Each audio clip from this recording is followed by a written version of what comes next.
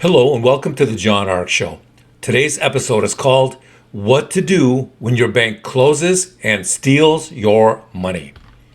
Before we begin, I want to encourage you to subscribe to our channel for free. You can also like, comment, and follow us. Also, please post the link to this episode on your social media so that we can get the word out to all your friends. Make sure to click on the notification bell so you can also be notified every time we post a new episode. Now, let's get started.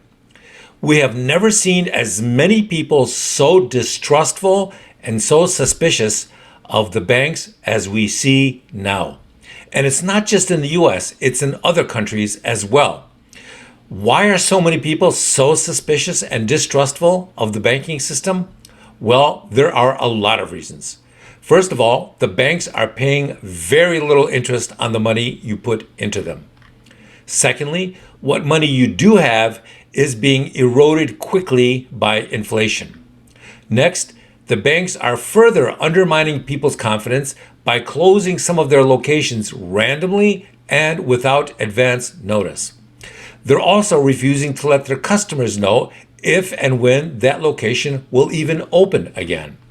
Another thing that makes people very suspicious and uncomfortable is the way some of the bank's websites keep shutting down, keep freezing. And if you ask them, the answer is always less than convincing, less than satisfying. They'll usually put up a sign saying it's a maintenance upgrade or something, but nobody believes that. So we're asking a very interesting question. What if there is a massive black swan event that causes your bank to close or causes them to freeze your account until they can figure out their next move? What should you do? Well, there are a number of things people can do. But first, you must remember that we don't give financial advice. We see what other successful people are doing, and then we convey that to the public. First of all, we see ultra high net worth individuals doing business with more than one bank. Never put all your funds in just one bank. This minimizes the amount of control they have over your finances and your economic destiny.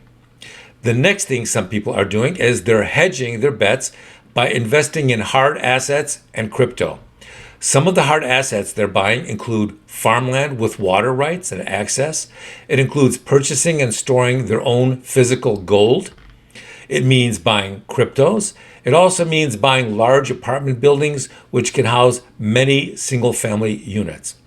If those apartment complexes generate positive cash flow, then they are in great demand, and chances are their prices will continue to go up in value. Do you know what else people are doing? Rather than paying their taxes, they're purchasing jets and planes with their money so that they can use that as a write-off. The money they were going to pay for their taxes is now going towards the purchase of a plane, be it a prop or a jet, and then they use that as a tax write-off to dramatically reduce their tax obligations. We know one billionaire who had a $50 million tax bill coming due within a few weeks, and instead of sending the IRS that $50 million check, he purchased a company jet, and now he can write it off. What does that mean? That means instead of having 50 million fewer dollars in his account, he now has a jet. Using the purchase of jets or helicopters to avoid paying taxes is becoming more and more popular, and it's an effective tax strategy. So given how many people are becoming more and more distrustful of their banks and moving their funds into alternative asset classes, there's something else that some people are doing. They're acquiring a second passport. They're doing this because in some cases it affords them very strong tax advantages. It may also help some people move some of their assets to more investor and citizen-friendly nations. It can provide them with a more effective exit strategy if their country's current policies get even crazier than they have been getting. So the answer to the question of what to do if your bank closes and steals your money is, you have to prepare in advance before that happens. Our advice is to spend the next 6 months researching and preparing for that possibility, and to get your affairs in order before something crazy happens in the banking system. The reason is that your options become very limited once it happens. So you have to prepare well in advance, consult with your accountant, your lawyer, and do a lot of research online with people who have already gone through the process. Listen to the experts who've already done it and then try and learn from them.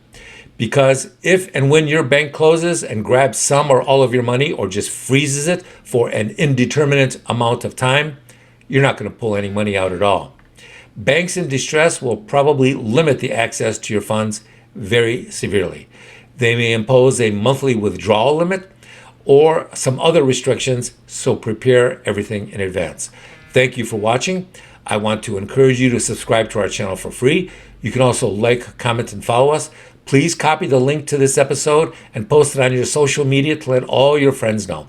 We're going to have a lot of great celebrity interviews coming up, so click on that notification bell so you can be notified every time we post a new episode. Thank you, and we shall see you soon. Bye-bye.